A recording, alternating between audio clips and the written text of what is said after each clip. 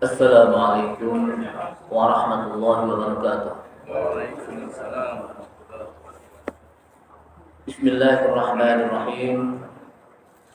Alhamdulillah hamdan katsiran tayyiban mubarakan fihi kama yuhibbu rabbuna wa yarda.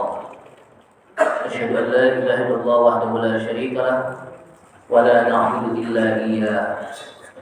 Wa asyhadu anna Muhammadan 'abduhu wa rasuluhu la nabiyya ba'dahu. Allahumma shalli wa sallim ala nabiyyina al-karim Muhammad ibn Abdullah wa ala alihi wa sahbihi wa tabi'ihim wa man tabi'ahum bi ihsanin ila yaumil qiyamah. Amma ba'du, qala Allah ta'ala fi kitabihil karim wa huwa asdaqul qailin. Ya ayyuhalladzina amanu taqullaha haqqa tuqatih wa la tamutunna illa wa antum muslimun. Ya ayyuhalladzina amanu taqullaha wa qulu qawlan sadida yuslih lakum a'malakum wa yaghfir lakum dhunubakum. Wa may yuti'illaha wa rasulahu faqad faza fawzan 'azima. Wa qala Rasulullah sallallahu alaihi wasallam fa inna asdaqal hadithi kitabullah ta'ala wa khairal huda huda Muhammadin sallallahu alaihi wasallam wa syarrul umuri muhdatsatuha wa kullu muhdatsatin bid'ah wa kullu bid'atin dhalalah wa kullu dhalalatin finnar. Ma'asyiral muslimin rahimani Allah wa rahimakum.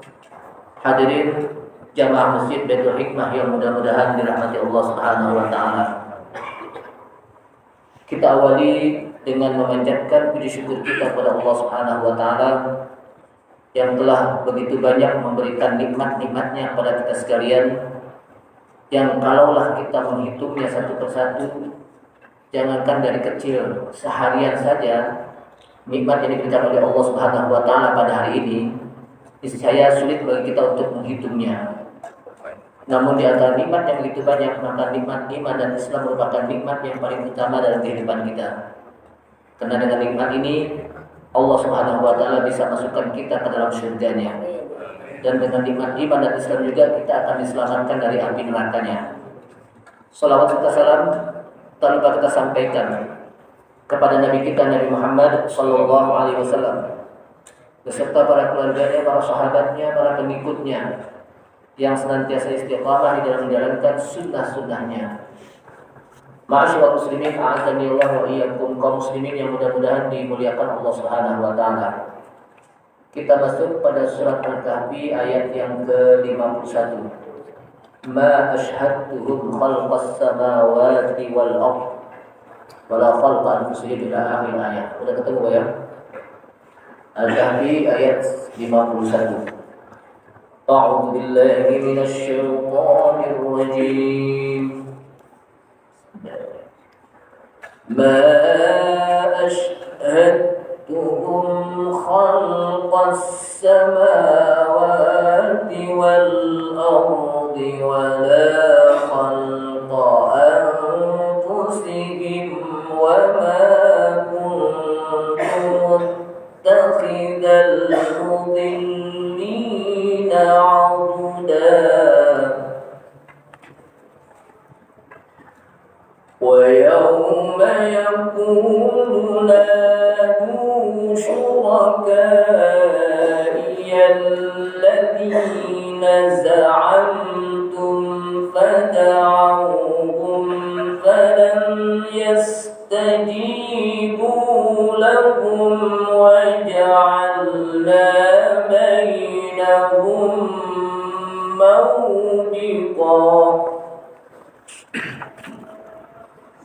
ورأى المجرمون النار فظنوا أنهم مواقعوها ولم يجدوا عنها مصرفا ما أشهدتهم khalqas samawati wal ardh. Tidaklah aku hadirkan mereka. Ya. Mereka siapa?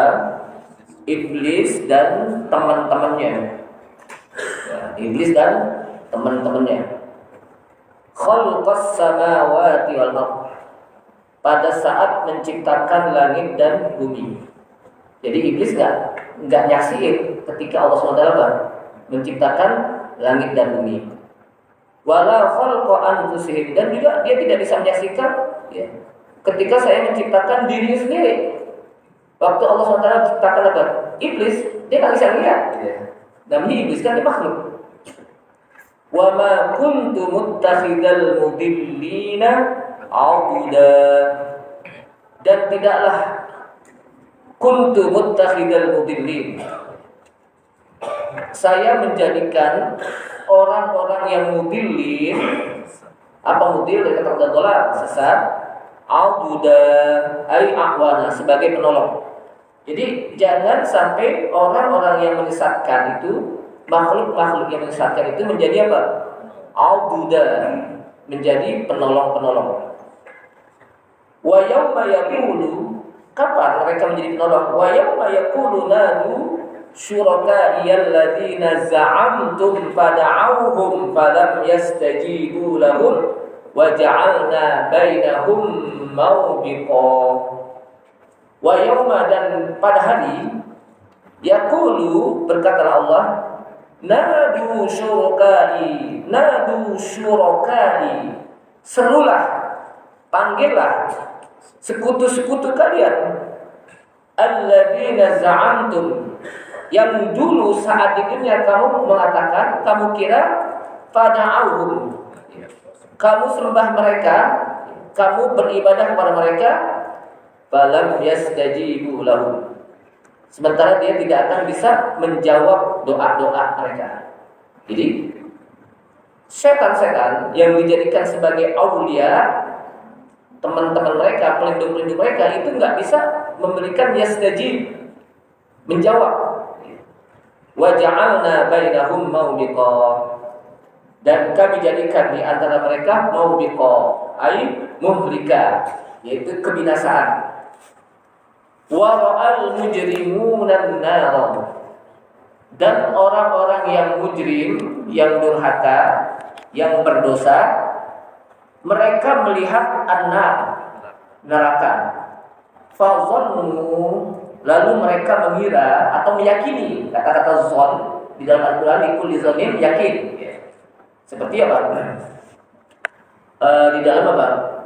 Di dalam ayat surah Al-Baqarah, itu orang-orang yang mereka dalam kondisi sholat itu khusyuk. Alladzina yazunnuna annahum mulaqu rabbihim.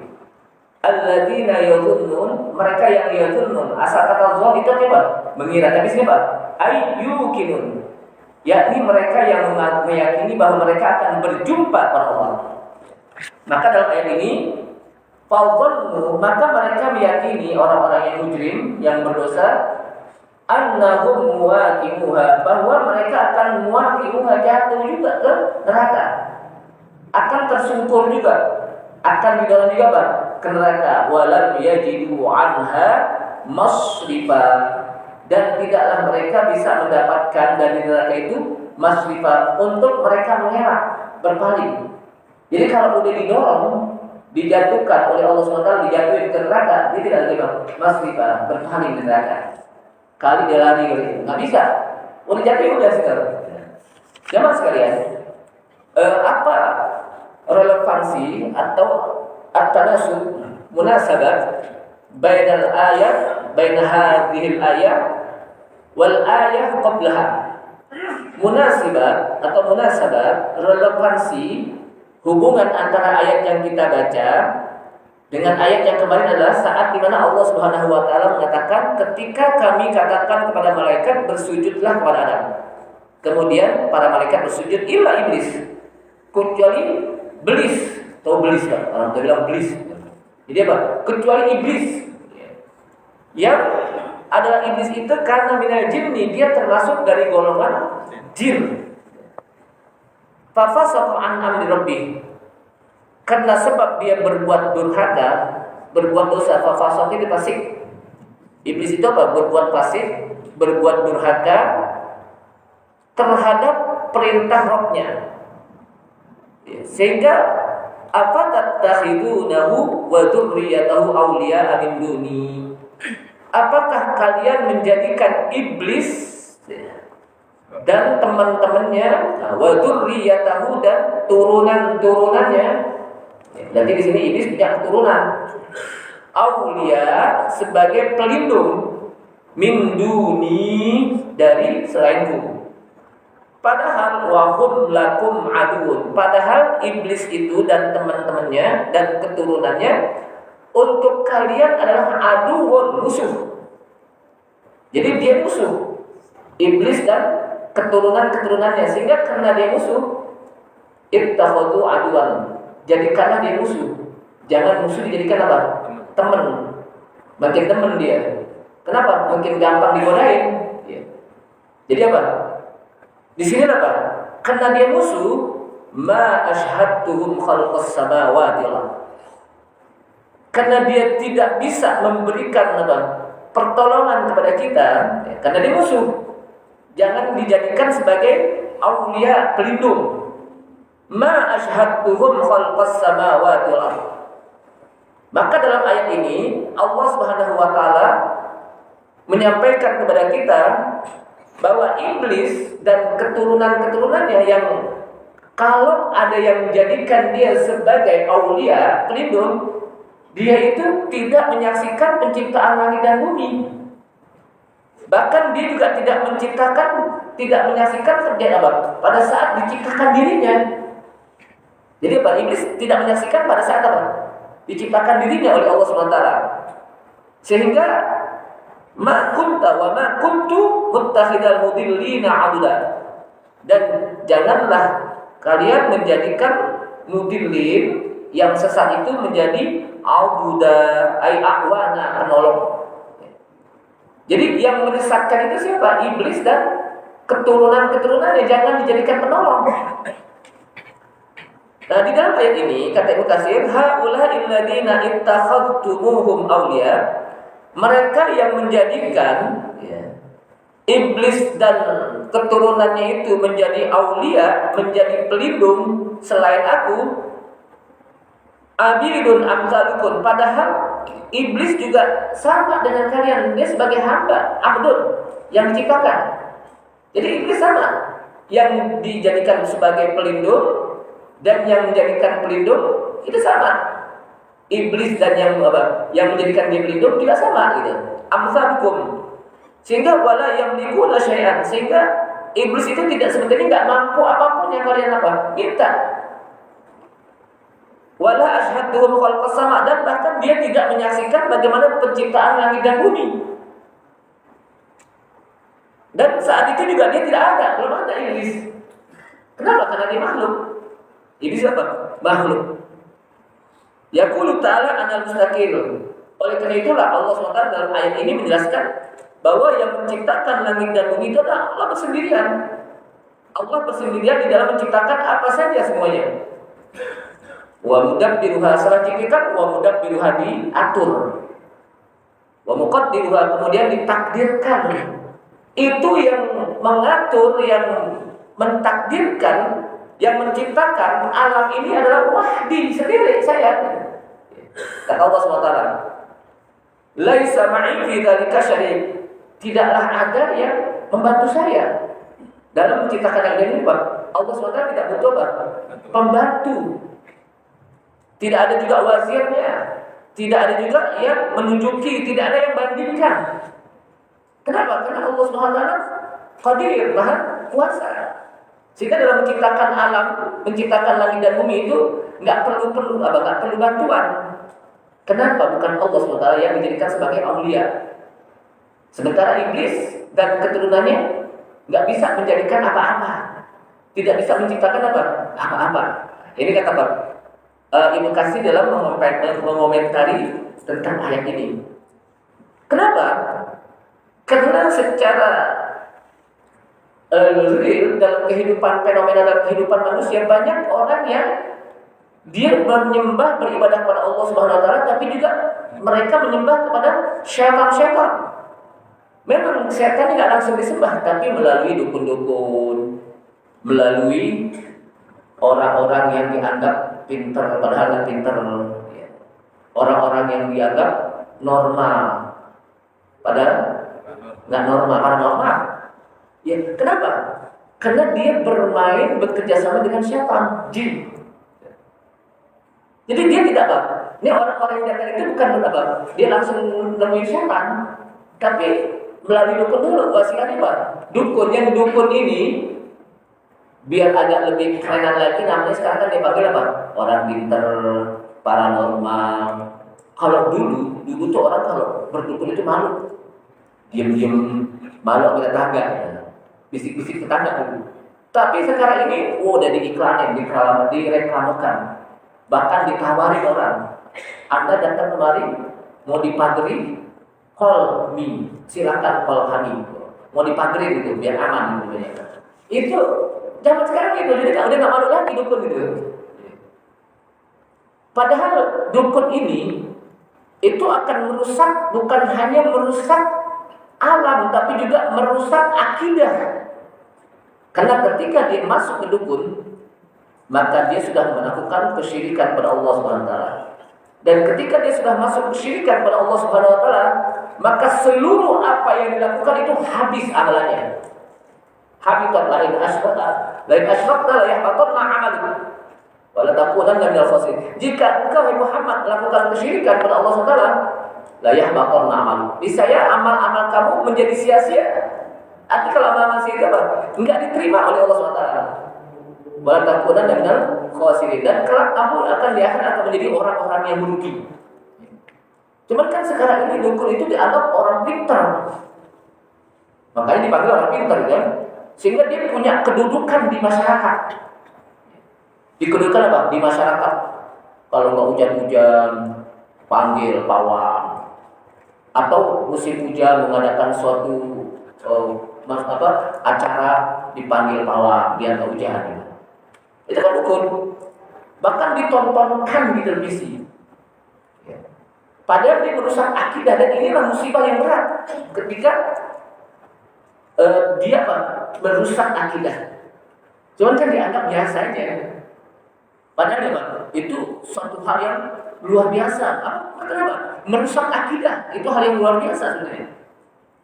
Cuman kita ini dianggap di Indonesia hal yang biasa, bahkan dipanggil, diundang, dibayar ratusan juta, ya kan? Dibayar ratusan juta. Padahal tetap aja kalau hujan ya hujan, nggak hujan ya nggak hujan. Kenapa? Yang menurunkan hujan itu Allah Subhanahu wa taala. Walladzi anzala 'alaikumus sama, walladzi yunzilu as-sama al-mubarak. Dialah yang Allah yang ciptakan langit, menurunkan dari langit ma'an mubarak, air yang diberkahi. Jadi air hujan itu sebetulnya air yang diberkahi. Kenapa? Karena kalau nggak hujan-hujan, kita tidak ada kehidupan. Sekarang aja udah banyak yang teriak padahal. Ini nggak hujan deh, banyak yang teriak. Tapi ketika hujan, disalahin, hujan dulu nih, kapan nggak hujan sih? Jadi kita nggak usah begitu. Pokoknya hujan kita terima, karena itu Allah Subhanahu wa taala turunkan. Nggak hujan, ya kita berdoa semoga Allah Subhanahu wa taala turunkan. Kan di sana ada salat istisqa namanya. Nah ini, jadi jangan kedukun. Jangan kedukun. Kemudian Allah SWT mengatakan dalam ayat-ayat, "Qul ud'ul ladzina za'amtum min dunillahi la yamlikuna mithqala dzarratin fis sama'i wala fil ardi wa ma lahum fihima min syirkin wa ma lahu minhum min dhahir." Jadi katakan hai Muhammad, ud'ul ladzina za'amtum, panggillah orang-orang yang kalian katakan, kalian sangka bahwa mereka selain Allah itu mereka mampu untuk bisa menolong kalian. Padahal la yamlikuna mithqala dzarratin fis sama'. Tidak sedikit pun mithqala dzarrah. Mereka mampu baik di langit dan bumi untuk mereka jadikan dia sebagai penolong. Wa ma lahum fiha min syirk.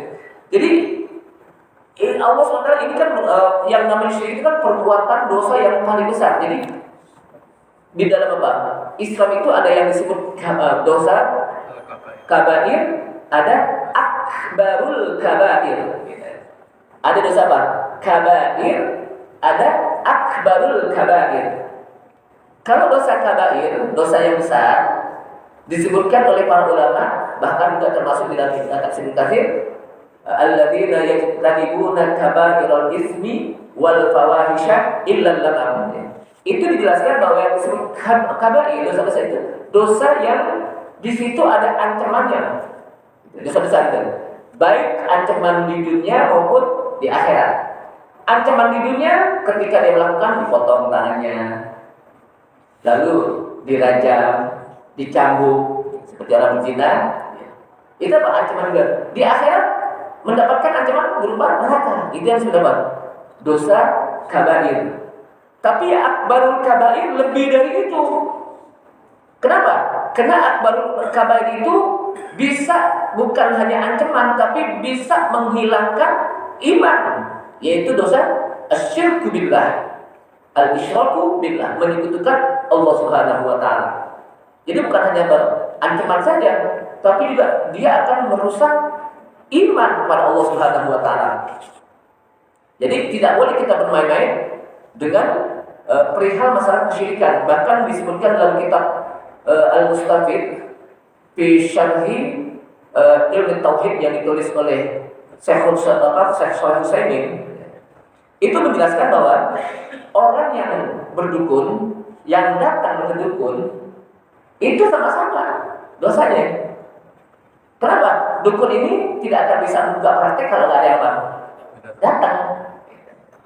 Dan yang datang nggak bakal bisa jadi praktek kalau nggak ada dukunnya. Jadi dua sama berdosa gitu. Bahkan disebutkan lagi, cuma datang doang pun nggak boleh, cuma datang, kepengen tahu gitu, nggak boleh juga gitu. Kenapa? Karena yang namanya perbuatan dosa, kalau dia datengin, pertama dia bisa selamat, kedua, ketiganya dia apa? Akan nempel gitu, nyangkut di situ. Kenapa? Karena ada kepengen tahuan. Akhirnya nanya, Pak Sudi boleh nanya, ya udah deh. Man ataka hinan au tatayyuran fasa'alahu lam tuqbal salatuhu arba'ina yauman. Barang siapa yang datang ke dukun, datang au tatayyuran, atau dia percaya kepada tatoyur yang dianggap sial. Sebetulnya kata tatoyur itu apa? Tatoyur itu adalah burung, tatoyur.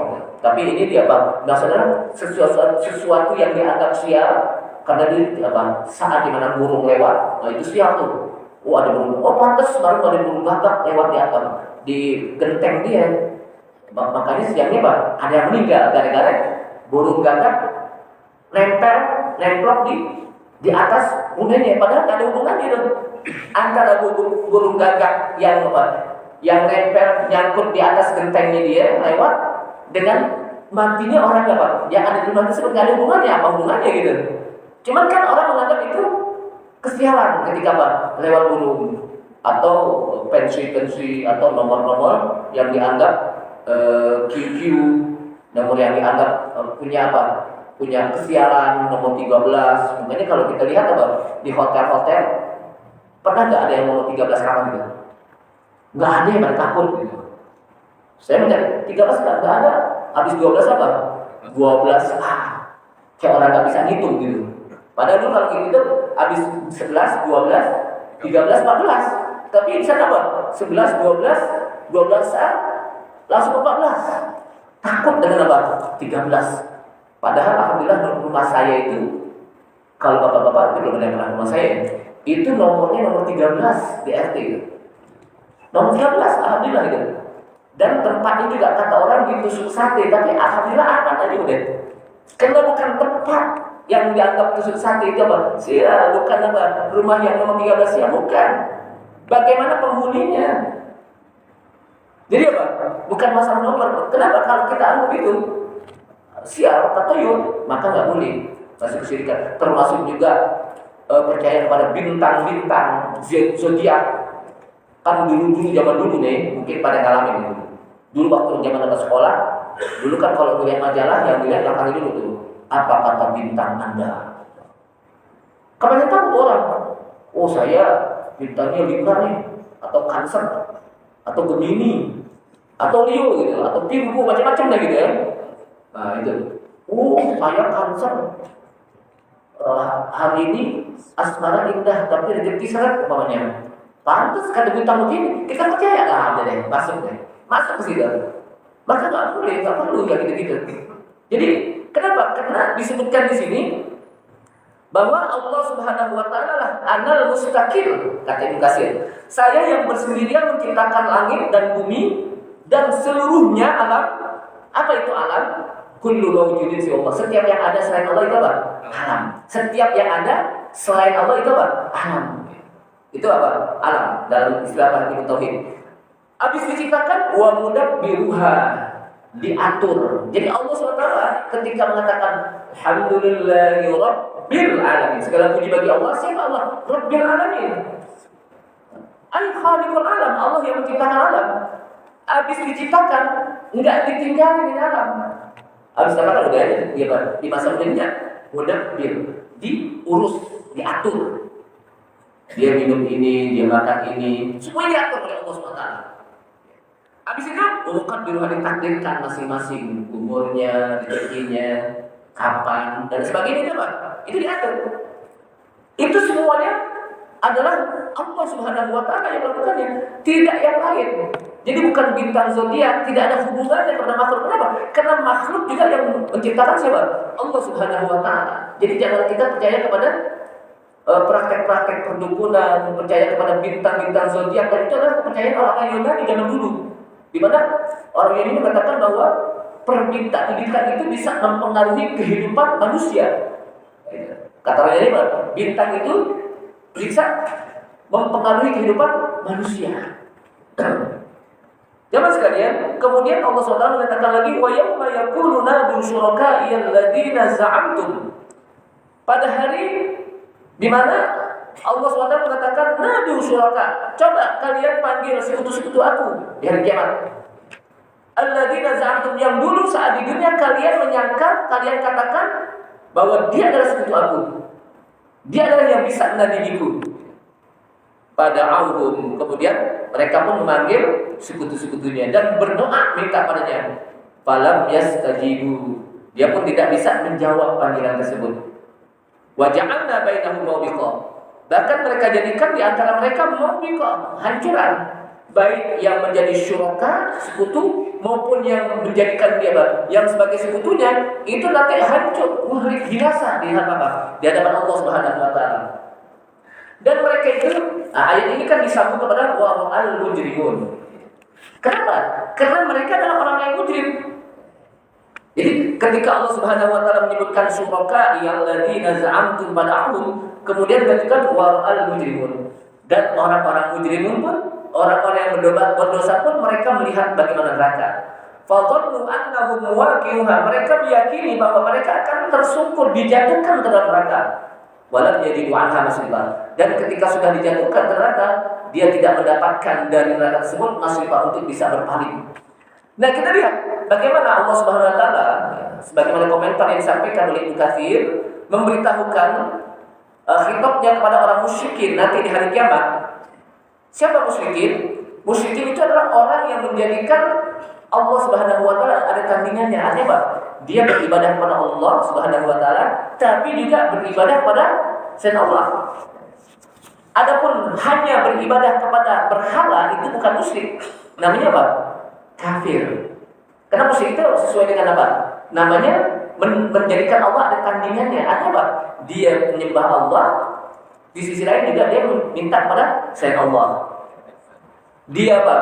Meminta. Jadi artinya gini, sholat sih sholat, lalu apa? Minta sih pada Allah Subhanahu wa taala, minta. Tapi dalam sisi kehidupannya dia juga minta kepada selain Allah gitu. Berdoa kepada Allah Subhanahu wa taala, tapi minta kepada dukun juga rajin, contohnya. Minta kepada orang-orang yang dianggap punya apa? Kekuatan juga apa? Rajin. Itu namanya orang-orang musyrik.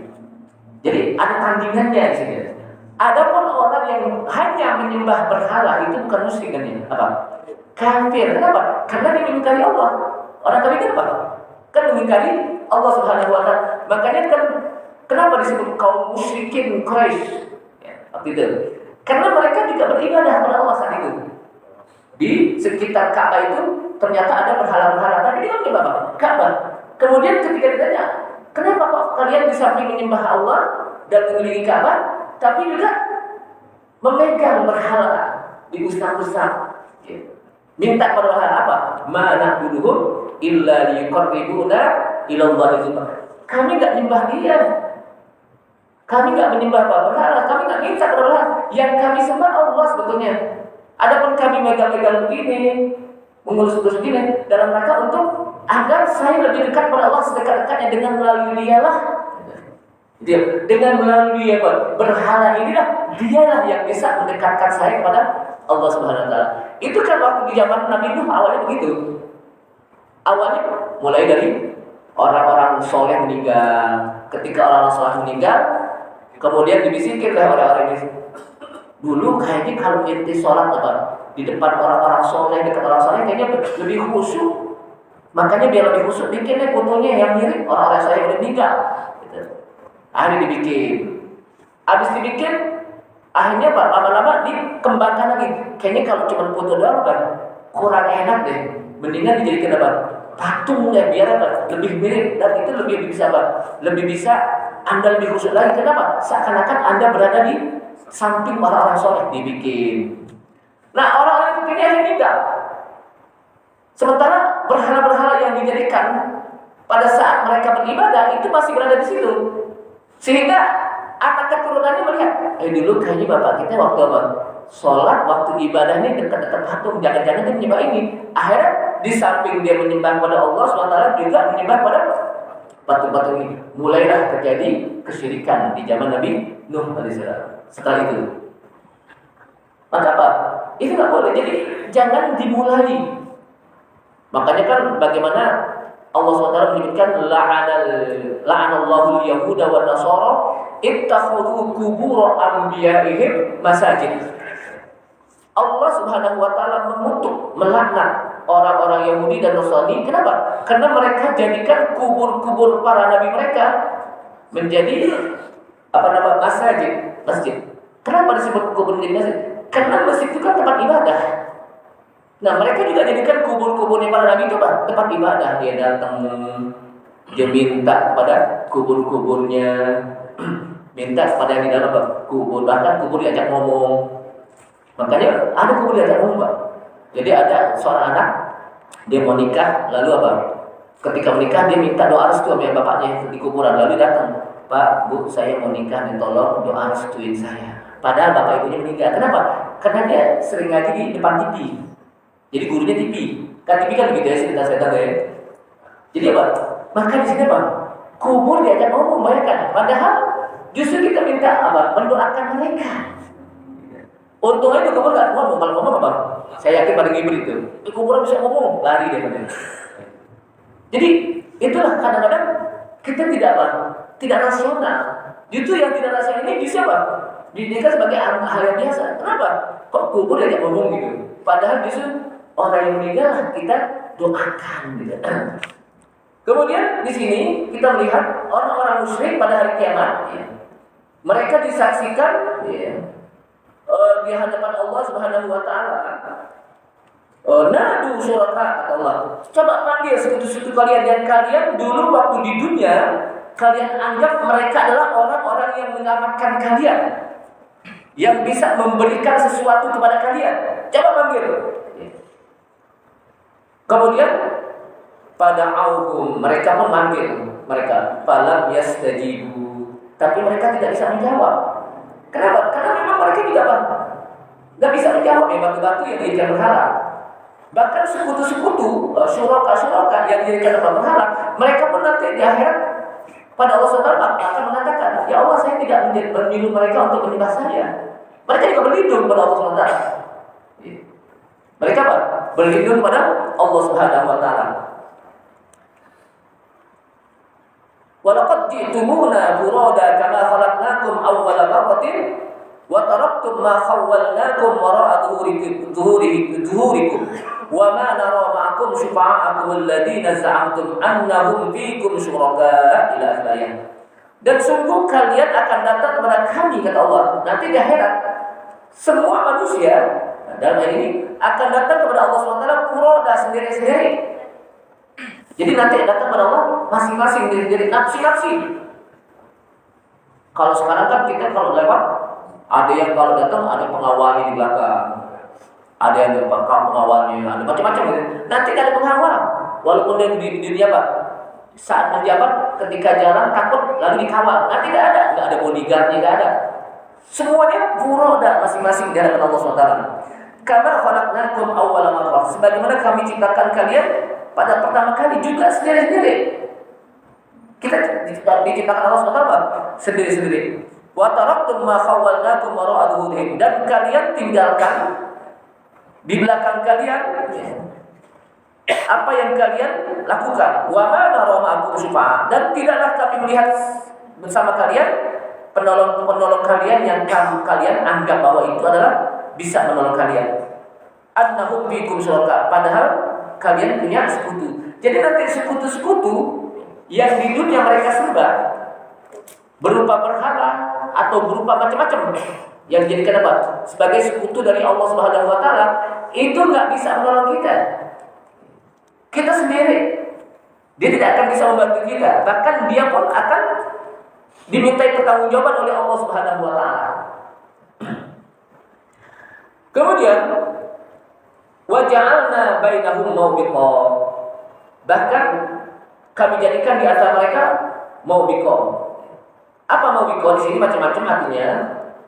Ada yang mengatakan muhlikan, binasa. Jadi antara mereka orang-orang yang mujrimin yang menjadikan Allah SWT tandingannya dengan yang dijadikan syuraka sekutu, itu akan binasa di hadapan Allah Subhanahu wa taala.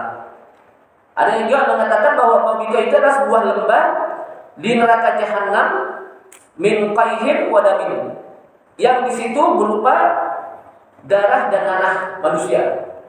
Lembah, bayangkan, dijatuhkan orang-orang yang menyekutukan Allah SWT. Hasan Basri mengatakan mawbiqa itu adalah adawah, permusuhan nanti antara yang menjadikan sekutu dan yang dijadikan sekutu, itu bermusuhan ya, saling tuntut di hadapan Allah Subhanahu wa taala. Ini banyak sekali yang disebutkan oleh Allah Subhanahu wa taala. Bahkan dalam ayat lain juga disebutkan wa yauma taqumus saatu yauma idzin yataqarrabun. Pada hari di mana datangnya hari kiamat, taqumus saah, qama yaqumu. Qama artinya berdiri, berdirinya hari kiamat. Kenapa disebut hari kiamat itu yaumul qiyamah, qoma? Karena memang saat itu manusia nggak ada yang lagi yang duduk, semuanya pada diri, lari kacang-kacang semuanya. Jadi nanti nggak disediain bangku nanti. Semuanya apa? Keluar dari kubur, dibangkitkan dari kubur, berlarian. Mereka nggak sempat lagi untuk apa? Duduk. Karena memang pada hari itu nggak ada bangku, semua larian berdiri. Makanya disebut apa? Qiyamus saah, datangnya hari kiamat, dikata qoma. Dan saat itu ya tafarraqun, manusia itu berkucak-kacir, berpisah-pisah semuanya. Yang dulunya di hari di dunia mereka bercampur antara keluarga, antara teman kerabat, antara teman sejawat. Itu nanti udah apa? Udah berkucak-kacir mereka, berpisah-pisah. Kemudian dalam ayat ini yauma idzin yasadda'un, hari mana mereka bisa-bisa semuanya. Bisa-bisa. Wabtazul yawma ayyuhal mujrimun, dan Allah pisahkan mereka pada hari itu orang-orang yang mujrimin. Jadi itulah apa? Hari kiamat. Fa idza ra'al mujrimun an-nar, dan apabila orang-orang mujrim mereka melihat neraka, mereka mengatakan, wah, ini neraka, saya akan masuk sini. Jadi belum melihat apa? Belum masuk neraka aja, tapi baru melihat doang. Itu apa? Udah meyakini bahwa dia akan apa? Akan masuk ke situ. Di sini disebutkan liyakuna dzalika min babi ta'jilin al-hamu wal hazn. Kenapa Allah SWT perlihatkan dulu sebelum dia masuk neraka, tapi Allah perlihatkan dulu? Ini disebutkan oleh Ibnu Katsir min babi ta'jil, agar Allah bersegerakan dulu kepada mereka kesedihan dan kesulitan. Belum masuk neraka juga sedih dan sulit. Belum masuk neraka, apalagi apa? Udah masuk neraka.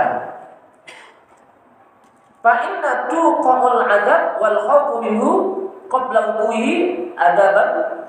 Ya, jadi sesungguhnya akan apa? Mereka akan dimasukkan ke neraka Tapi sebelum dimasukkan, azab dulu dirasakan. Jadi belum masuk neraka aja, Pak, udah terazab dia. Dengan apa? Dengan rasa takut, rasa sedih, rasa kesulitan, rasa kesedihan, gitu, rasa duka. Walam yajidu anha masrifa, dan tidaklah mereka mendapatkan untuk bisa lagi berpaling dari neraka tersebut. Enggak bisa lagi ngelak. Udah, Pak, mau masuk neraka itu, Pak, enggak bisa lagi, dia enggak bisa menyelamatkan diri lagi. Maka disebutkan dalam hadis, udah bisa kita gini. Innal kafir la yara jahannam. Sesungguhnya orang kafir sungguh dia akan sudah bisa melihat neraka jahanam.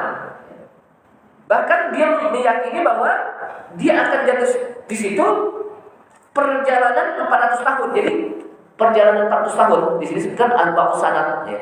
Masirah arba'ina sanat, 400 tahun. Itu udah kelihatan. Dan itu kelihatan, dan dia, Pak, sudah merasakan, udah meyakini, wah, dia bakal langsung situ deh. Udah berasa panasnya, udah berasa enggak enaknya gitu. Padahal Pak, perjalanan masih rota arba'ati sanatin. Itu dalam sebuah riwayat. Bahkan dalam sebuah lain mengatakan, Rasulullah SAW mengatakan, yumsubul kafir miqdaru khamsina alfa sanatin. Jadi orang-orang kafir dia akan berdiri selama kurang lebih 50.000 tahun. Kamalam ya'mal fid dunya, sebagaimana mereka yang tidak pernah dia lakukan di dunia. Wa innal kafir, dan sesungguhnya orang kafir la yara jahannam, sungguh dia akan melihat neraka jahanam. Wa yadhunnu annaha muwaqi'atuha wa yadhunnu annaha muwaqi'uhu, dan dia meyakini bahwa dia akan masuk ke neraka jahanam selama perjalanan 40 tahun disebutkan sini. Udah perjalanan 4 tahun, udah melihat dari jauh neraka, dia udah yakin deh. Jadi belum masuk lagi udah kesusahan, udah ketakutan, apalagi masuk. Nah, disinilah jamaah sekalian bagaimana ancaman Allah SWT kepada orang-orang yang kafir dan orang-orang yang menyekutukannya. Mudah-mudahan dengan kita mempelajari ini, Allah jauhkan kita dari perbuatan-perbuatan syirik dan selamatkan akidah kita, sehingga mati kita dalam keadaan husnul khatimah. Amin ya rabbal alamin. Subhanallah, asyhadu an la ilaha illa anta, astaghfiruka wa atubu ilaik. Wassalamualaikum warahmatullahi wabarakatuh.